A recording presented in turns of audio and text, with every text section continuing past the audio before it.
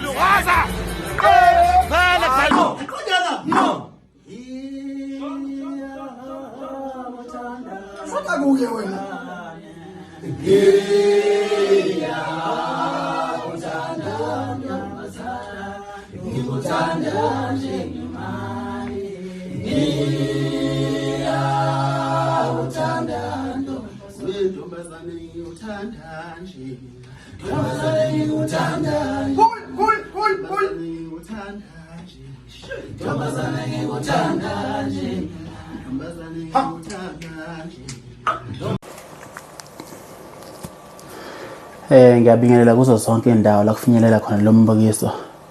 Mina ke igama lami nguThibela ngakaMpungose, ngifela phansi eMandaba eMatholampungwe esigodi, ngiphethwe inkosi Mpungose. Abaningi ke bangazi. Njengoba sengimlapha ke bayazi abaningi ukuthi uma kusesekulesi sikhathi seseyisikhathi lapha ngisuke sengena enhlizweni yomuntu ngamunye ngamunye, ngimtshela ngimkhumbuza ukuthi seyishayile lezo nsuku lezo.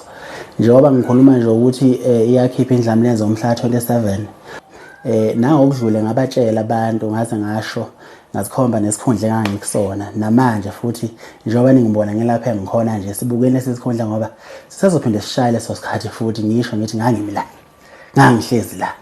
So ke bafethu, wonke umuntu akaqinisekise ukuthi ufake i-order enduneni yakhe noma kumuntu asondelele kuyena angakwazi ukuthi amsizalo lo ukuze engayitholi esentunda, engazi ukuthi umnando omngaka uzukutholaphi, ebona abantu bejabula, imoto zehla left and right zidlala indlamlenze, uyafisa ukuyidlala engasekhaya engabe kuphi nawe ungihamba ngemoto but awulifakanga i-order kuse-early, awusazi ukuthi wenza njani.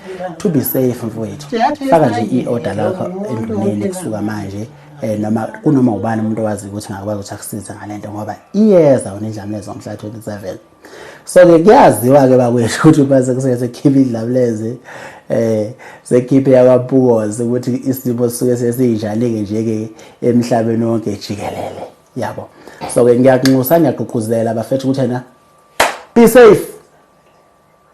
Wonke umuntu bafethu akayiqinisekise ukuthi uyayithola i-CD.